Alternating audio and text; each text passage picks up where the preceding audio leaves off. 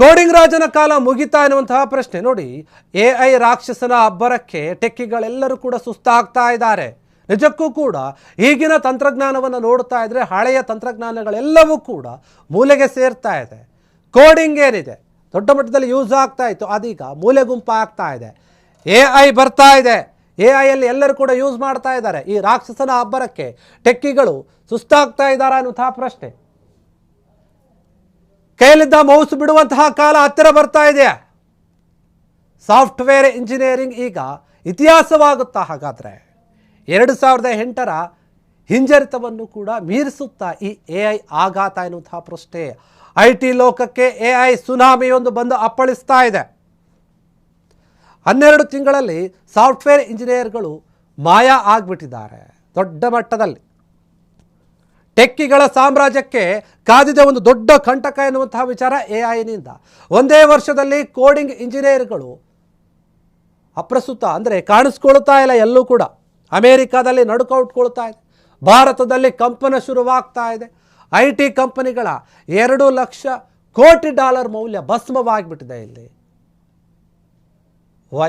Vibe coding ಏನಿದೆ ಆ ವಿಚಾರವಾಗಿ ಕೇಳಿ ಬರ್ತಾ ಇದೆ. ಕೋಡಿಂಗು ಕೋಡಿಂಗ್ ಅಂತ ಏನಿರ್ತಲ್ಲ ಅದು ಮಾಯವಾಗ್ತಾ ಇದೆ. ಯಾಕಂದರೆ ಎಐ ತಂತ್ರಜ್ಞಾನ ಬಂದಿದೆ, ತುಂಬ ಈಸಿಯಾಗಿ ತುಂಬ ವೇಗವಾಗಿ ಕೆಲಸ ನಡೆಯುತ್ತೆ. ಅದಕ್ಕಾಗಿ ಕೋಡಿಂಗ್ನ ಮೊರೆ ಹೋಗೋದನ್ನು ಬಿಟ್ಟು ಎಐ ಕಡೆ ತಿರುಗಿ ನೋಡ್ತಾ ಇದ್ದಾರೆ ಜನ. ಬೇಡ, ನಮಗೆ ಎಐ ಸಾಕು, ತುಂಬ ಈಸಿಯಾಗಿ ಬಹು ಬೇಗನೆ ಉತ್ತಮವಾದಂತಹ ಒಂದು ಏನು ಉತ್ತರಗಳನ್ನು ಕೊಡ್ತಾ ಇದೆ, ನಾವು ಕೇಳಿದ್ದೆಲ್ಲವನ್ನು ಕೂಡ ಕೆಲಸ ಮಾಡಿಕೊಡ್ತಾ ಇದೆ. ಹೀಗಿರುವಾಗ ಎಲ್ಲ ಇಂಜಿನಿಯರ್ಗಳು ಮತ್ತು ಕೆಲಸಗಾರರೇನಿದ್ದಾರೆ ಎಐನ ಮೊರೆ ಹೋಗ್ತಾ ಇದ್ದಾರೆ. ಇದರಿಂದ ದೊಡ್ಡ ಮಟ್ಟದ ನಷ್ಟ ಕೂಡ ಆಗುತ್ತೆ. ಕಾಲಕ್ರಮೇಣವಾಗಿ ನಾವು ಮೌಸನ್ನು ಕೂಡ ಹಿಡಿಯೋ ಅವಶ್ಯಕತೆ ಇಲ್ಲ, ಜಸ್ಟ್ ಹೇಳಿದರೆ ಸಾಕು. ಎಷ್ಟೋ ಸಾಫ್ಟ್ವೇರ್ ಇಂಜಿನಿಯರ್ಗಳು ಕೆಲಸ ಕಳೆದುಕೊಳ್ತಾ ಇದ್ದಾರೆ, ಎಲ್ಲೂ ಕೂಡ ಕಾಣ್ತಾ ಇಲ್ಲ. ಸಾಫ್ಟ್ವೇರ್ ಇಂಜಿನಿಯರಿಂಗ್ ಉದ್ಯಮದಲ್ಲಿ ಅಥವಾ IT ಉದ್ಯಮದಲ್ಲಿ ಏನೇನು ಆಗ್ತಾ ಇದೆ ಬದಲಾವಣೆಗಳು ದೊಡ್ಡ ಮಟ್ಟದಲ್ಲಿನೇ ಆಗ್ತಾ ಇದೆ. ಅದು 2008ರಲ್ಲಿ ಏನಾಗಿತ್ತು ಆ ಹಿಂಜರಿತವನ್ನು ಕೂಡ ಮೀರಿಸೋಕೆ ಹೋಗ್ತಾ ಇದೆ ಈ ವಿಚಾರವಾಗಿ. ದೊಡ್ಡ ಮಟ್ಟದ ವಿಚಾರದಲ್ಲಿ ಬೆಳವಣಿಗೆಗಳಾಗ್ತಾ ಇದೆ, ಬದಲಾವಣೆಗಳು ಬರ್ತಾ ಇದೆ. ಆಂಥ್ರೋಪಿಕ್ CEO ನೀಡಿದಂತಹ ಆ ಸ್ಫೋಟಕ ಎಚ್ಚರಿಕೆ ಏನು ಈ ವಿಚಾರದಲ್ಲಿ? ದಾವೋಸ್ ಸಮ್ಮೇಳನದಲ್ಲಿ ಡರಿಯೋ ಅಮೋಡಿ ಅಂತ ಹೇಳ್ತಾ ಇದ್ದಾರೆ, ಇನ್ನು 6 ರಿಂದ 12 ತಿಂಗಳಲ್ಲಿ ಟೆಕ್ಕಿಗಳ ಕೆಲಸ ಮುಗಿದುಬಿಡ್ತು, ಅವ್ರು ಕೆಲಸ ಮಾಡೋದು ಬೇಕಾಗಿಲ್ಲ. ಬಗ್ ಫಿಕ್ಸಿಂಗ್ನಿಂದ ಆ್ಯಪ್ ತಯಾರಿಸುವವರೆಗೆ ಎಲ್ಲವನ್ನೂ ಕೂಡ ತಾನೇ ಮಾಡಿಕೊಳ್ಳುತ್ತೆ ಹೈಟೆಕ್ ಎಐ. ಇಂಜಿನಿಯರ್ಗಳು ಬೇರೆ ಅಂದರೆ ಬರಬೇಕಾಗಿಲ್ಲ, ಅಲ್ಲಿ ಕೋಡ್ ಏನಿದೆ ಅದು ಬರೆಯೋದು ಬೇಕಾಗಿಲ್ಲ. ಅಲ್ಲಿ ಬರೀ ರಿವ್ಯೂ ಮಾಡಿದ್ರೆ ಸಾಕು ಎನ್ನುತ್ತೆ ಈ ಒಂದು ಹೊಸ ಟೆಕ್ನಾಲಜಿ ಹೇಳ್ತಾ ಇರುವಂಥದ್ದು. ಪಾತಾಳಕ್ಕೆ ಕುಸಿತಾ ಇದೆ IT ಷೇರುಗಳು, ಹೂಡಿಕೆದಾರರು ಕಂಗಾಲಾಗ್ತಾ ಇದ್ದಾರೆ ಈ ವಿಚಾರದಲ್ಲಿ. S&P ಇಂಡೆಕ್ಸ್ 15% ಕುಸಿತ ಕಡ್ತಾ ಇದೆ. ಈಗ 2018ರ ಜಾಗತಿಕ ಹಿಂಜರಿತದ ಬಳಿಕ ಕಂಡು ಬರ್ತಾ ಇದೆ. ಇದು ಅತಿ ದೊಡ್ಡ ಆಘಾತ ಅಂತ ಹೇಳ್ಬೋದು.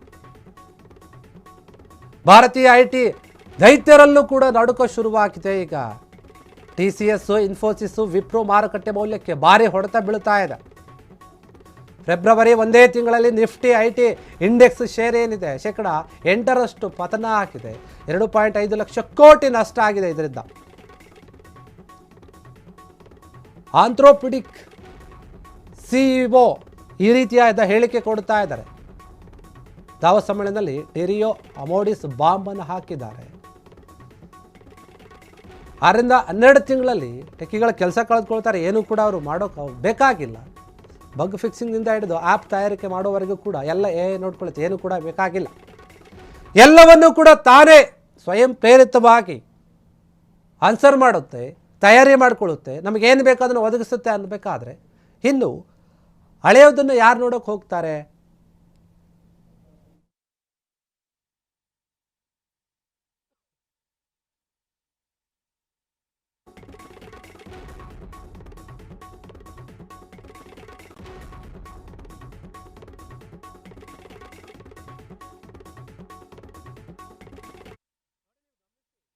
ಈ AI ಟೆಕ್ನಾಲಜಿ ಬಂದಾಗಿಂದ ಕೂಡ ಏನೇನು ಕೆಲಸಗಳಾಗ್ತಾ ಇದೆ, ಯಾವುದರಿಂದ ಆಗ್ತಾ ಇದೆ, ಎಷ್ಟು ಬೇಗ ಆಗ್ತಾ ಇದೆ, ಇಂಜಿನಿಯರ್ಗಳಿಗೆ ಏನು ಕೆಲಸ ಇದೆ, ಏನು ಕೆಲಸ ಇಲ್ಲ, ಎಷ್ಟು ಜನ ಕೆಲಸವನ್ನು ಬಿಡ್ತಾ ಇದ್ದಾರೆ, ಯಾವ ಕಂಪನಿಗಳಲ್ಲಿ ಎಷ್ಟು ಇಂಜಿನಿಯರ್ಗಳನ್ನು ತೆಗೆದು ಹಾಕ್ತಾ ಇದ್ದಾರೆ ಅನ್ನೋದು ಗೊತ್ತಾಗ್ತಾ ಇದೆ.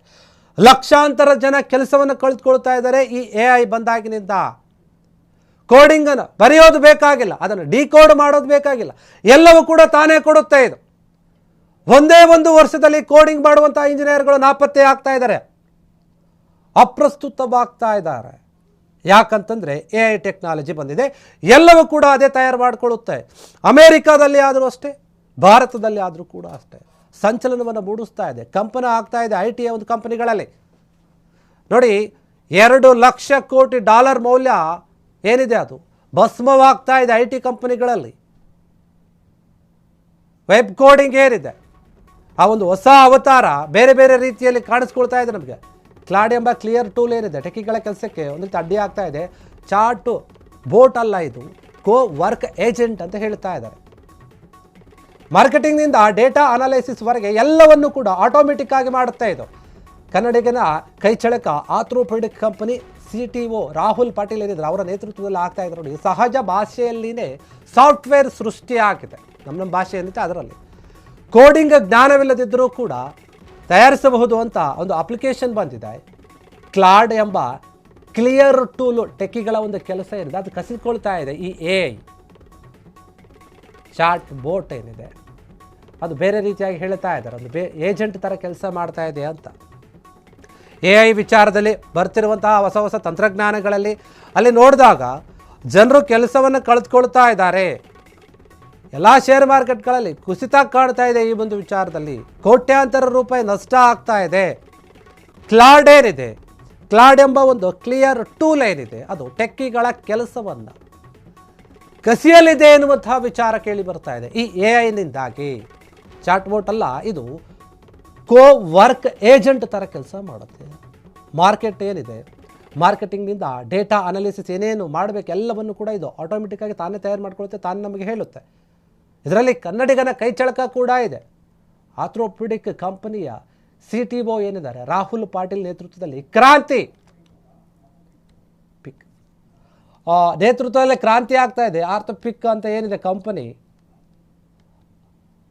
ಅದು ಹೇಳ್ತಾ ಇದೆ, ಅದರ ಮಾಲೀಕರು ಹೇಳ್ತಾ ಇದ್ದಾರೆ, ಅವರು ಸಹಜವಾಗಿ ಒಂದು ಭಾಷೆ ನಾವೇನು ನಾರ್ಮಲ್ ಭಾಷೆಯನ್ನು ಮಾತನಾಡ್ತೀವಿ ಆ ಭಾಷೆಯಲ್ಲಿನೇ ಇಲ್ಲಿ ಸಾಫ್ಟ್ವೇರನ್ನು ಸೃಷ್ಟಿ ಮಾಡಲಾಗಿದೆ.